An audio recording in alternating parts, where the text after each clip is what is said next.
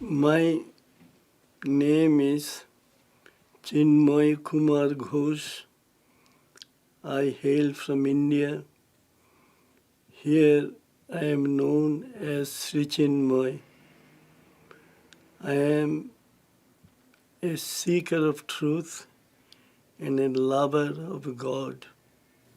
I have been offering prayers and meditations to the world at large.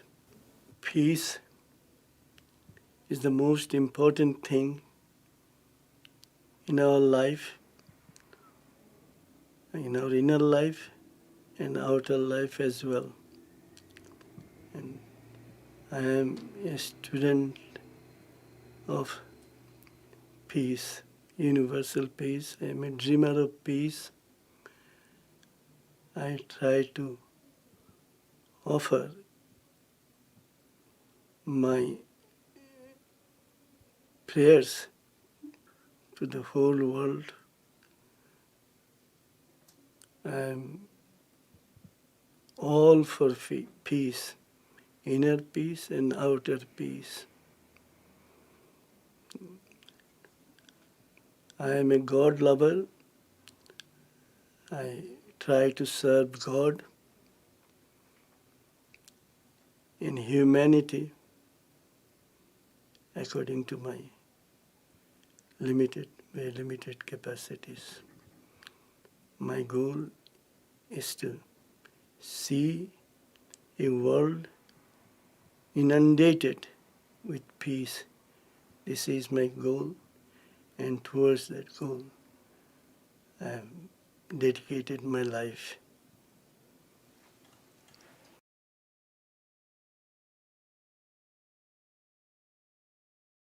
Чинмой Кумар Гхош was born on the 27th of August 1931 in India, in a small village Chittagong in East Bengal, what today we call Bangladesh. He had 3 brothers and 3 sisters. He was the youngest among 7 children, the darling of the family. His parents and his brothers and sisters called him on the nickname Madal.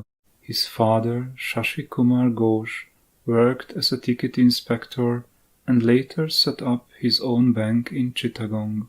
Before Madal's birth, his mother, Yoga Maya, prayed to Lord Krishna that like his mother Devaki, she too could have a special child. Chinmoy's elder brother Chitta also had a number of dreams that his mother would give birth to a spiritual soul of the highest magnitude.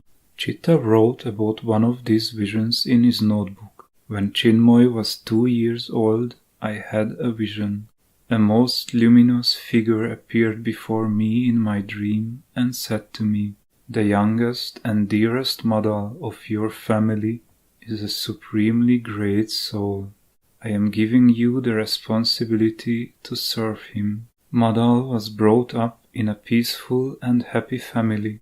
He was by nature active, sociable, and rather mischievous, unlike his siblings, who were immersed in spirituality and lived a quiet, contemplative life. We quote his father's words from Chitta's notebook. "I am so happy to have a son like this who brings such life, vitality, and enthusiasm into our family. The rest of my children are all saints. They don't believe in life energy, but this youngest son is all life, all vitality and enthusiasm. Fortunately, I was born in a spiritual family. My parents were spiritual, and my brothers and sisters were spiritual. So it was quite easy for me to accept the spiritual life. In 1933, Madal's entire family went to visit his eldest brother Hriday at the Sri Aurobindo ashram in Pondicherry. At that time, the ashram secretary Nalini Kantagupta wanted to know Madal's real name because he knew that Madal was only a nickname. Chitta was a little bit puzzled. He wondered what name he could give to his youngest brother. All of a sudden, he received an inner message. A divine voice echoed and re-echoed in his heart. Чинмой, Чинмой. Чинмой means one who is full of divine consciousness, consciousness all-pervading. This became Madal's proper name. Madal's father, Shri Kumar Ghosh, passed behind the curtain of eternity when Madal was just 11.5 years old. Yogamaya was also very sick, and a few months later her final end was near. On the day of her passing, Madal was at his maternal uncle's place 6 miles away. Early in the morning Yogamaya said, "Today I am leaving the body. Where has Madal gone? Send for him." One of Madal's cousins went to give him the message. As soon as he heard the news, Madal started running. Tears were flowing from his eyes because he was afraid that he would not be in time to say farewell to his mother. Finally he reached his home and went into his mother's room.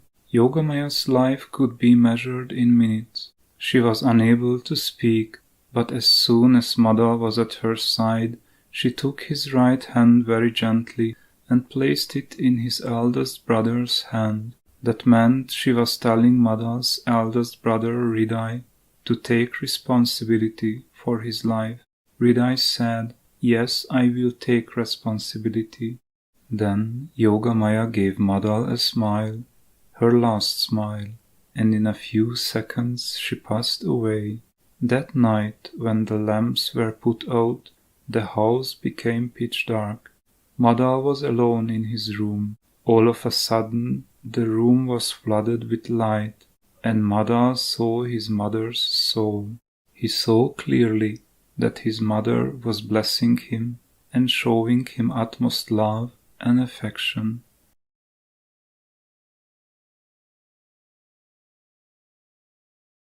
After the loss of his parents, the 12.5-year-old Чинмой joined the Sri Aurobindo ashram. At that time, very few children were accepted into the ashram, and Чинмой became one of those. So he was reunited with all his brothers and sisters on the sacred ground of the ashram. At the age of 12, I came to a spiritual institute. We call it an ashram. And my master was Sri Aurobindo. And I practiced meditation every day, at least for 8 hours.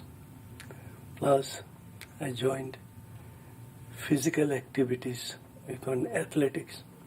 Sri Чинмой in one place thus recalls his years in the ashram. For 20 years I was under the blessingful guidance of Sri Aurobindo and the Mother. From 1944 to 1964 I studied, prayed, participated in sports, meditated and worked in various departments of the ashram. Finally, I worked as the secretary of the General Secretary of the ashram, Nalini Kantagupta, who was a grade 7. After the ashram school, the children were encouraged to do sports, especially football and volleyball.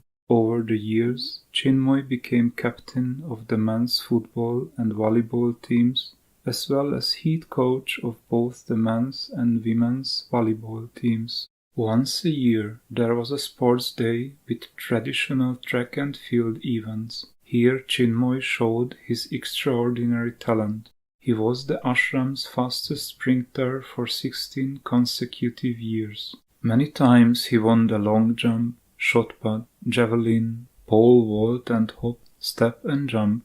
In 1958 and 59 he won the decathlon trophy, which was presented personally by the mother, and he placed second in 1960. Чинмой became the ashram's star athlete. Today his records are still considered outstanding, even though he had to run barefoot on a cinder track. At night, Чинмой was utterly exhausted from his sports practice. But then, soon after he arrived at the ashram, something most unusual happened. One night he was awakened by somebody pinching him. It was Sri Aurobindo who had come in his subtle form. "Get up and meditate, Чинмой," said Sri Aurobindo. Чинмой looked at the clock on the wall. It was only 7 minutes past 2, and he was still extremely tired. He obeyed and sat up in bed. Then he meditated for a long time. Inwardly he felt and saw that Sri Aurobindo was instructing him. The next night the same thing happened again. For a couple of nights Sri Aurobindo came to him in this way. After that Sri Чинмой was getting such joy and fulfillment from his meditation that he no longer needed to be woken up by Sri Aurobindo. He spontaneously woke up on his own at 7 minutes past 2 and started meditating. In 1958, Nolinida, the general secretary of the ashram, asked Чинмой to be his personal secretary. Чинмой felt fortunate that Nolinida had chosen him to translate his immortal writings into English. India's great poet Rabindranath Tagore, who was a Nobel Prize winner in literature, once remarked, "Nolinikanta Gupta's contribution to Bengali literature is unique." The young Чинмой had in the ashram a deep spiritual experience which determined his whole life. At that time he was only 14. About this experience he wrote as follows: "Whenever I had the opportunity, I flew to the edge of the ever-blue sea and took my seat there in solitude. My bird of consciousness, dancing slowly, rose to the sky and lost itself up there.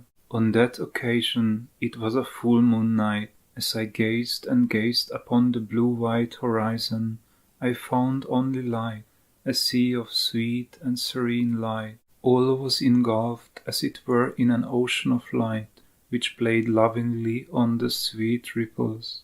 My finite consciousness was in quest of the infinite and immortal. I drank deeply of ambrosia and was floating on an illumined ocean. It seemed that I no longer existed on this earth. All of a sudden, I do not know why or how, something put an end to my sweet dream. No longer did the air emit its honey-like immortal bliss, for my own depressed thoughts had come to the fore.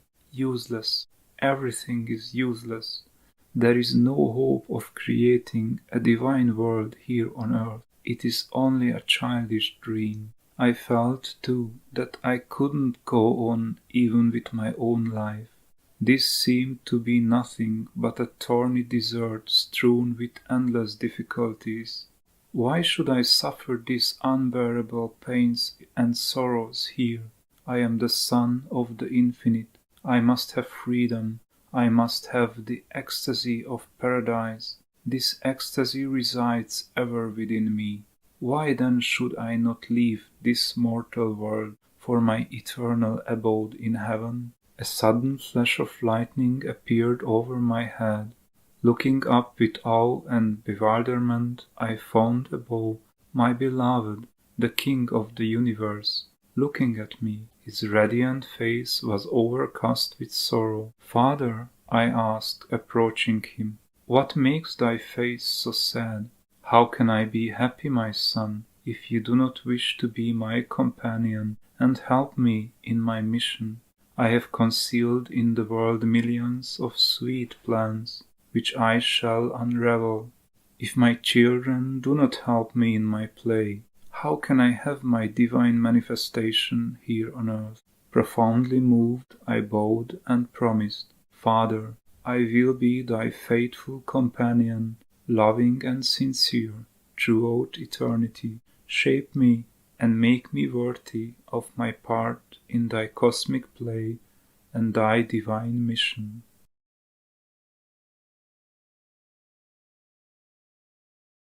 My real Guru is the Lord Supreme, and whatever message, inner message I get from within, and I try to execute it outwardly.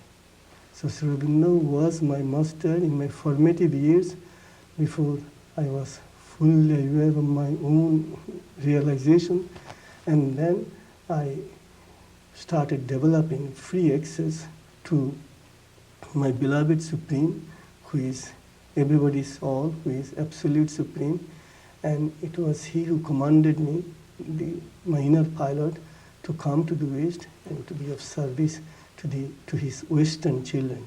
So I am only following his dictates. Sri Чинмой arrived in America obeying an inner command to share his inner wealth with the sincere seekers in the West. His airplane landed on the 13th of April 1964 at the John F. Kennedy Airport in New York. First he stayed with his extremely kind-hearted sponsor in Manhattan. Later he rented rooms in various parts of Manhattan and Brooklyn until 1968, when he moved to his permanent home in Queens. After Sri Chinmoy's arrival, in order to be able to remain in America, it was necessary for him to gain employment. He worked as a junior consular assistant in the passport and visa section at the Indian consulate until 1967, when he obtained his permanent visa. Sri Чинмой has very fond memories of his days at the Indian consulate. About that time of his life he says, "I was poverty-stricken, but my heart was full of joy."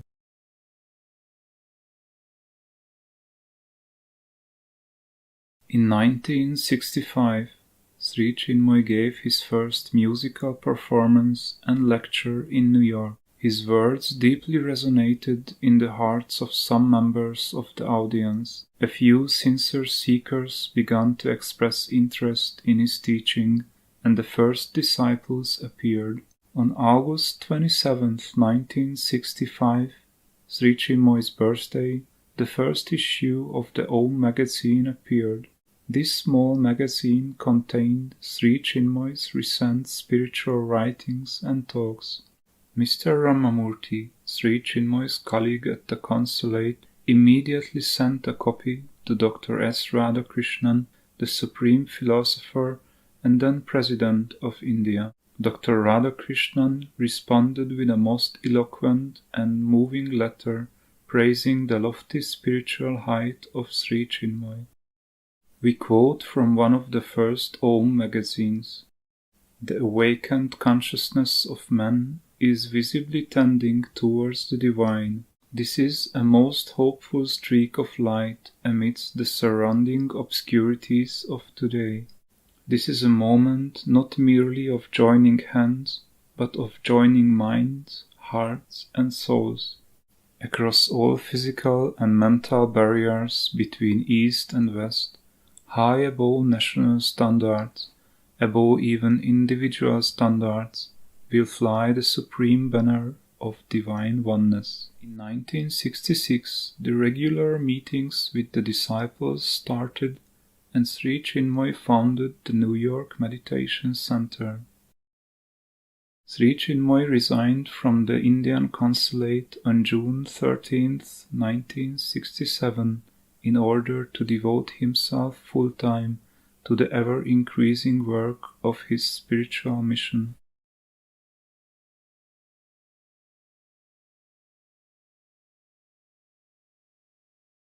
After Sri Chinmoi left the Indian consulate, he embarked on an extensive lecture series. Everywhere he inspired seekers to dive deep within and to discover the abiding realities of the inner life.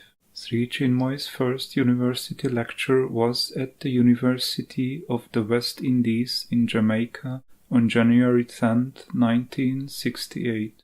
This lecture was called Spirituality, What It Is and What It Is Not. We quote from the lecture, "Spirituality is not an escape from the world of reality. Spirituality tells us what the true reality is and how we can discover it here on earth. Spirituality is not the denial of life, but the purest acceptance of life." This lecture was followed by nearly 400 university lectures at such prestigious universities like the Harvard, Yale, Oxford, Cambridge, and the University of Tokyo. Sometimes he gave 2 or 3 lectures in the course of a single day. Sri Chinmoy's first European lecture tour was in 1970. In the course of his travels in Europe, he visited the University of Cambridge on several occasions to deliver a talk or to give a peace concert. During one of his visits, he held a small ceremony at King's College, which is specially sacred to him because that is where Sri Aurobindo studied from 1890 to 1892.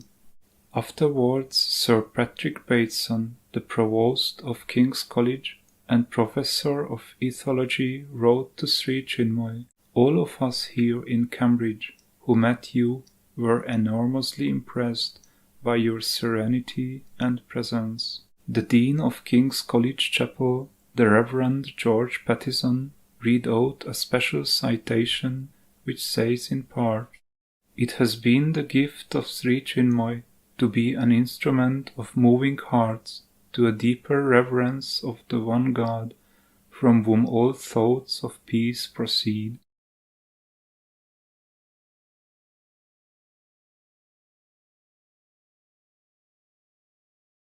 Sri Chinmoi was a born poet. From time he was a little boy, he wrote many poems and prayers in Bengali. His poems, written in the Sri Aurobindo ashram, were published in prestigious Indian newspapers as well. At the age of 22, he wrote his first poem in English, The Golden Flute. The golden flute, a sea of peace and joy and light, beyond my reach I know. In me the storm-tossed weeping night finds room to rage and flow. I cry aloud, but all in vain. I helpless, the earth unkind, what soul of might can share my pain? Death dart alone I find. Reft am I in the sea of time, my oars are washed away. How can I hope to reach the climb of God's eternal day? But hark, I hear the golden flute, its notes bring the summit down. Now safe am I, O Absolute, gone death, gone night's stark frown. Sri Chinmoi wrote numerous volumes of poetry. The title of the first larger volume was 10,000 Flower Flames, which contained 10,000 poems. In 1983, he began with the writing of an even larger volume. When completed, this one consisted of 27,000 poems and got the title 27,000 Aspiration Plans. In January 1998, just 3 hours after he finished the 27,000th poem of the previous volume, Shri Чинмой embarked on an epic project to create a special series of 77,000 poems. The title of this volume was 77,000 Service Trees. In his lifetime, he completed 50,000 poems from this volume. Shri Чинмой proclaimed self-transcendence in every aspect of life, and he himself aspired for it. Poetry was not an exception. In 1996, he wrote 1,301 poems within 24 hours, which meant the completion of one poem per 1 minute. Shri Чинмой wrote in his life nearly 1,600 books, which comprise poems, lectures, plays, short stories, and answers to questions. Shri Чинмой's first book written in the West, Meditations, Food for the Soul, was published in 1970. For his literary work, he received, among others, the World Peace Literature Award in 1995.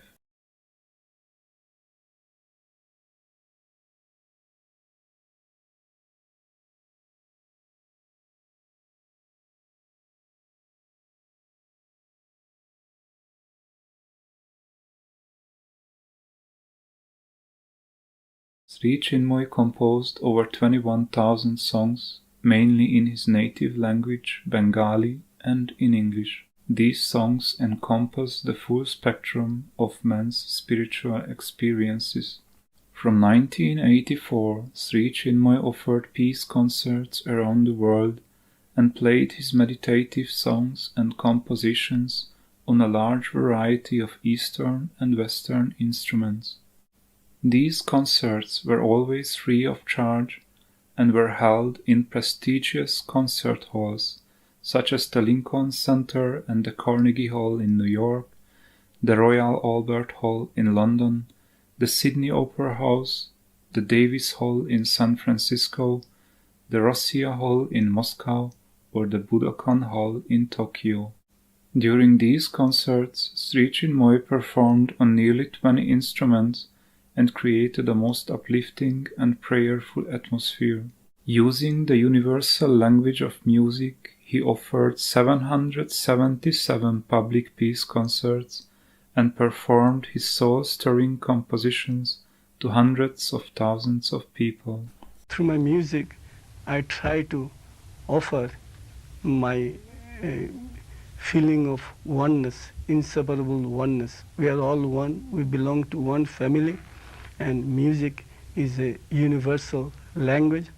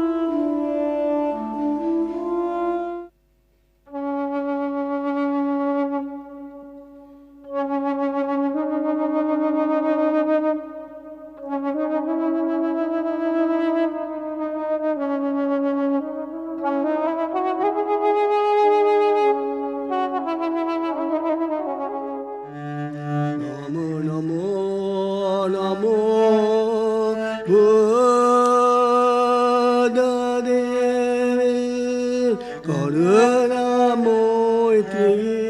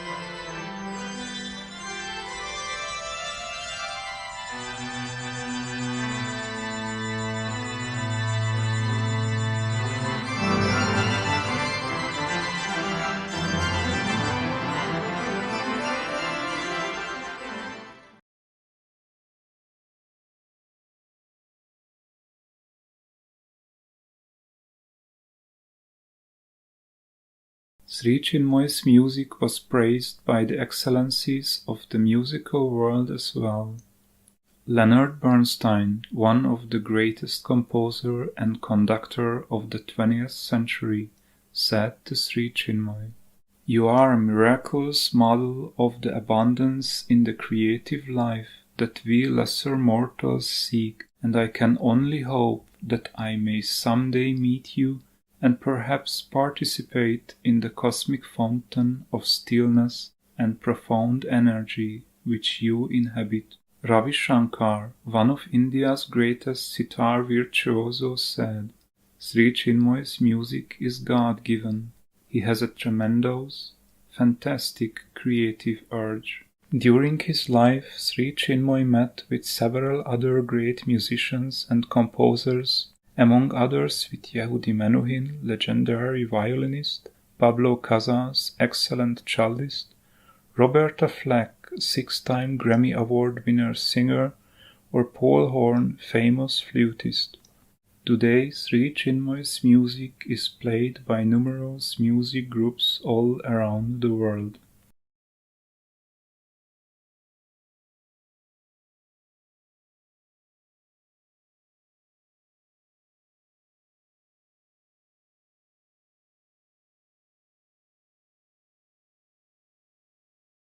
Oh